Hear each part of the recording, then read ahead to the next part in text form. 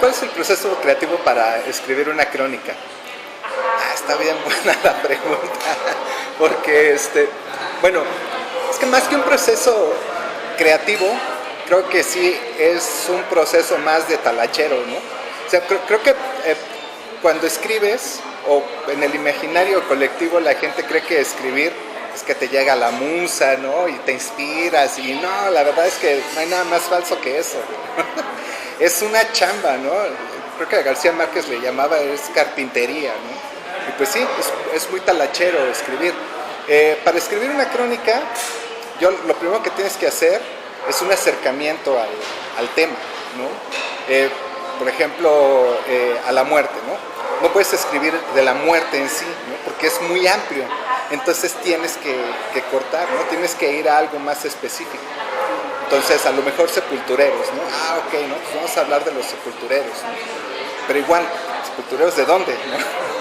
Entonces, cuando encuentras, a mí lo que me ha pasado es que pues, caminando por la calle o yendo a ciertos lugares, de pronto platico con la gente y por ahí veo que puede aparecer una historia, ¿no?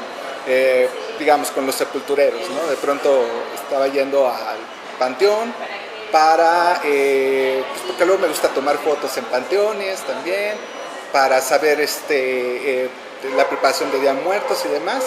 Y en una de esas platico con un señor que pues es sepulturero y que aparte come, ¿no? Ahí. Entonces me llamó mucho la atención eso y dije, pues voy a hacer una crónica del sepulturero, ¿no? Entonces, lo primero que tienes que hacer es meterte un poco al tema, ¿no? O sea, ¿de qué se trata la chamba del sepulturero, ¿no? ¿De dónde viene? ¿Por qué? ¿No? A mí, como me gusta mucho popular, de pronto sé que a los sepultureros les llaman Camilos, ¿no? O sea, ¿de dónde viene el Camilo, no? ¿Por qué Camilo si en realidad, pues, podría ser por el santo, ¿no? Por San Camilo, ¿no? Pero pues, no, en realidad el santo de los sepultureros tendría que ser San Antonio Abad, ¿no? Así como el del mundo. Porque él fue el primer enterrador, digamos, el enterrador cristiano, ¿no? Él le dio santa sepultura a una anacoreta, ¿no? También, entonces, ese tendría que ser, digamos, como el sepulturero, ¿no? El santo de los sepultureros. En fin, ¿no? O sea, te vas metiendo en el tema, vas sacando estadísticas, vas sacando datos duros y demás, y ya, llegas con el personaje, ¿no? Con el personaje es simplemente una plática, es muy como lo que estamos haciendo ahorita, ¿no? La entrevista no es pregunta-respuesta, sino plática, ¿no? Estar platicando con ellos en su día a día, tratar de estar ahí, ¿no? A mí me gusta, con este sepulturero, por ejemplo, estuve como 3 o 4 días, ¿no? No seguidos, pero sí estuve unos 3 o 4 días para poder realmente captar qué hacía, ¿no? Y cómo lo hacía, porque a todos nos pasa que cuando sabes que te van a entrevistar o estás con alguien, como que actúas de forma diferente, ¿no? Entonces tiene que hacerse de forma natural, no tienes que ser parte de su entorno para que en realidad salga quién es, ¿no? Y cómo lo hace y por qué, ¿no? Y sale la verdadera personalidad del personaje y ahí pues ya se vuelve muy enriquecedor, ¿no? Una vez que tienes todo eso, pues ya, es escribir. Yo lo que hago es hacer como una estructura, es decir, a ver, como capítulos, no pequeños capítulos. A ver, tengo la entrada, ¿no? Pues sí, cuando están comiendo, ¿no? El día que comieron hígado encebollado, ¿no? Ahí a lo mejor el siguiente, pues cuando se pone a trabajar, dándole a la talacha de las tumbas, ¿no? La albañilería y demás, ¿no? El otro, pues a lo mejor la otra escena podría ser cuando se encuentra con otros sepultureros y se ponen a alburear y demás, ¿no? Y a lo mejor ahí voy metiendo contexto, ¿no? Pues aquí puedo meter un poco de historia de los sepultureros en México, ¿no? Y luego más abajito la historia de él, ¿no? O sea, cómo se convierte en sepulturero, ¿no? Porque aparte pues es una de las chambas que nadie quiere hacer, ¿no? Es, ¿cómo le llaman de estos trabajos sucios, ¿no? Este trabajo sucio, ¿no? Y ya que tengo eso, pues ya, voy escribiendo. Para mí es así mucho más fácil, porque como voy partiendo por estos pequeños capítulos, es más fácil, ¿no? Tener estos pequeños apartados y ya, al final, como tengo esta estructura, lo junto. Y ahí viene un ejercicio como de autoedición, digamos, y entonces empiezas a mover, ¿no? Pues a lo mejor lo que está en medio tiene mucho más fuerza esa escena que tienes en medio para que inicie, ¿no? Entonces, no, pues esta tiene que ser la primera porque es la que tiene más fuerza y la que va a jalar, ¿no? Entonces, es mucho estar moviendo, ¿no? Es más, por eso digo que es más talachero, y es autoeditarte, darte cuenta que a lo mejor tienes frases muy buenas, pero que a lo mejor en ese texto no son necesarias, ¿no? Entonces, yo, una de las cosas que cuando doy talleres les digo a la gente es que no se enamoren de sus frases, ¿no?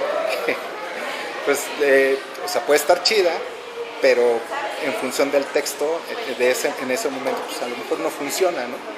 Pero pues guárdala porque te va a funcionar para la siguiente, ¿no? A lo mejor. Yo creo que sí, yo creo que toda la gente tiene la posibilidad de ser personaje de crónica. Lo que pasa es que cuando te acercas a él, la primera vez a lo mejor no hay nada. Es que me estoy acordando de este periodista. Bueno, ahorita Julio Villanueva Chang tiene un curso, daba un taller que se llama De cerca nadie es normal. Y esa es una frase que la saca de una canción de Caetano Veloso, me parece, ¿no? Y es una frase maravillosa, porque en efecto tú puedes ver a mucha gente y dices, pues ¿qué tienes de extraordinaria, no? Pero cuando te acercas y le vas buscando, es que cualquier persona tiene algo, ¿no? Tiene la posibilidad de convertirse en un personaje. Aquí el papel del cronista o del escritor o del periodista es acercarse y de alguna forma crear situaciones. No es que tú provoques algo, ¿no? O no es que porque tú estés ahí por obra y gracia de la divinidad va a pasar algo, ¿no? Pero el simple hecho de acercarte y poder platicar puede que suceda algo. Emmanuel Carrer tiene una crónica que se llama El último húngaro, que habla precisamente, el último húngaro, que habla de el último preso de la Segunda Guerra Mundial, que liberaron allá por el 2000, algo así. Entonces imagínate, ¿no? Después de 50 años, sale el último preso, ¿no? Y entonces todo el mundo había escrito sobre él, sobre el último preso, sobre el último húngaro. Y entonces pues él también va con la televisión francesa, van a hacerle una entrevista y llegan al pueblo de este señor y pues no saben a dónde, ¿no? Hacia dónde dirigirse, y en una de esas se encuentran una viejita, ¿no? Haciendo el camino y nada más le preguntan, oiga, ¿dónde está la casa de esta familia, no? Ah, sí, está aquí derecho, lo voy a entrevistar, sí, qué bueno, él fue mi novio. ¡Pum! Y resultó que la historia de esa señora es maravillosa, ¿no? Porque fue la primer novia, no es una señora que haya lamentado, ¿no? Que haya estado toda la vida esperándolo, ¿no? Vivió una buena vida y demás, pero ella como personaje pues, se puso borracha con ellos y demás, luego no la dejaban entrar a la fiesta de este señor, ¿no? Del prisionero, bueno, o del exprisionero, en fin, ¿no? Entonces, si ellos a lo mejor no le hubieran preguntado la dirección o le hubieran hecho esta pregunta, pues se hubiera pasado desapercibida, ¿no? La doña. Entonces, yo sí creo que cualquier persona puede ser sujeto a una historia, puede ser un personaje, ¿no? Pero pues hay que saber pues, por dónde, ¿no? Cómo abordar. De los personajes de mi libro, ¿cuál se habrá desensibilizado? No, fíjate que no, y eso fue muy curioso. Yo no encontré que ninguno se desensibilizara. Al contrario, como que eran más conscientes y eran más sensibles hacia el dolor de la gente, ¿no? No tanto del cuerpo, sino de la familia. Por ejemplo, los chicos embalsamadores, pues son chicos millennials ya, ¿no? O sea, ya los embalsamadores han perdido... nosotros nos quedamos con esta idea, ¿no? Que nos ha dado el cine, ¿no? Y la televisión, de gente de facciones duras, ¿no? Sin sentimientos, ¿no? Que ahí conviven con los muertos. No, pues son chicos que de 20 y tantos años, que aparte ya estudian, ¿no? A nivel universitario para ser embalsamador, ¿no? Producto todo esto también de la televisión, ¿no? De series como CSI, ¿no? Todo ello, que pues han penetrado fuerte, ¿no? Y también de la violencia que se vive en el país, ¿no? Que es cada vez más necesario que haya gente preparada, pues por la cantidad de muertos que hay, ¿no? Pero ellos, por ejemplo, uno de ellos me decía, es que mi chamba, de lo que se trata mi chamba, es de dejar presentable a esta persona para la última vez que la van a ver, ¿no? Y que no se lleven una impresión de qué feo, ¿no? Qué feo se ve al morir y demás, ¿no? Sino que lo vean sereno, lo vean tranquilo y ellos se queden con esa sensación, ¿no? De tranquilidad. A mí eso me sorprendió mucho, ¿no? Que no se pierde. Por ejemplo, también el enterrador, igual, ¿no? Él de pronto decía, pues es que a mí me toca de pronto ver niños, ¿no? La gente, la familia llega y le deja alguna ofrenda. Dice, yo de pronto se agarro un dulce o agarro una pierna de pollo, ¿no? de alguna de las tumbas, pero es un buen trato que tenemos los muertos y yo, ¿no? Porque yo los cuido, yo cuido sus tumbas, pues ellos me comparten un poco de su comida, ¿no?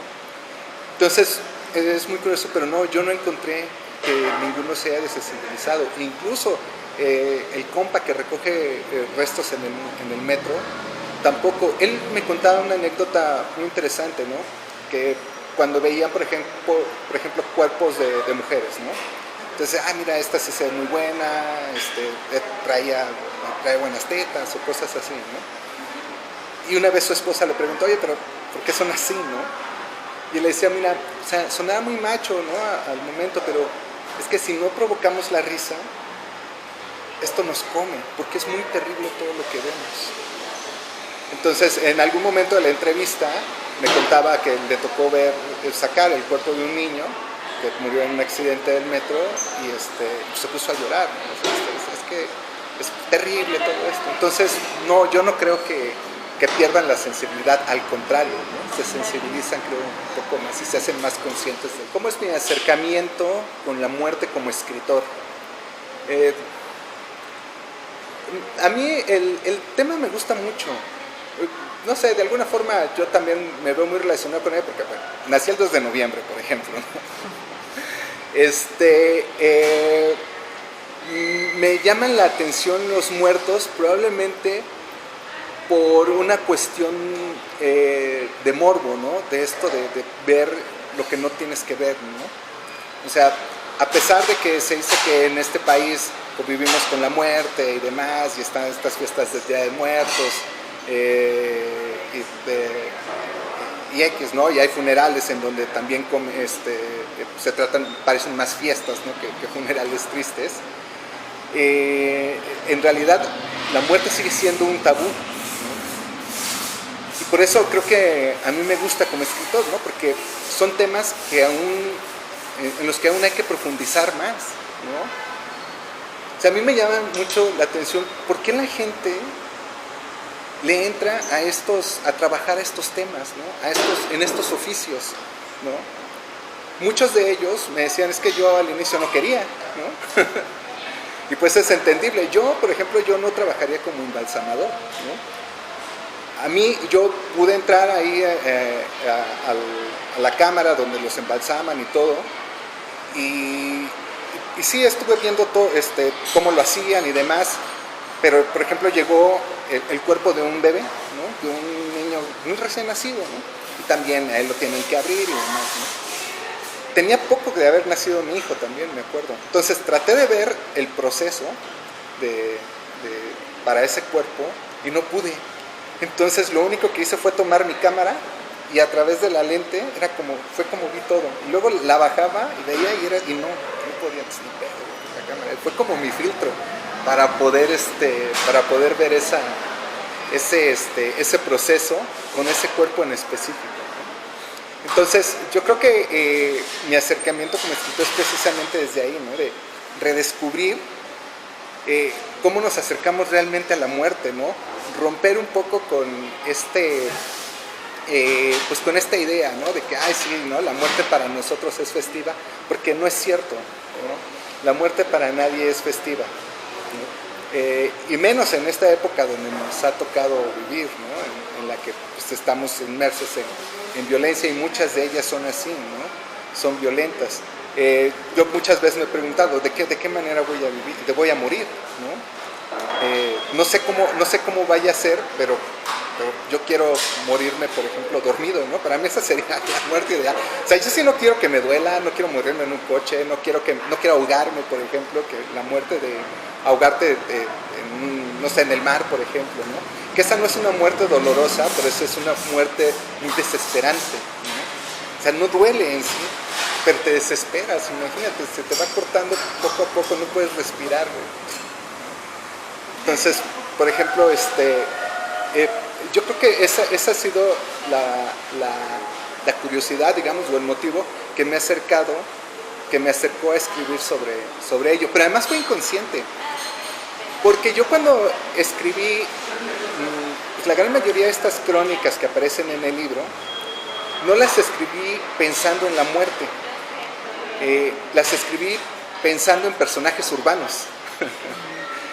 Pero este tiempo que nos ha tocado vivir, pues lo cruza, ¿no? Lo cruza la muerte, lo cruza la violencia, ¿no? Entonces, no propiamente hablan de violencia, pero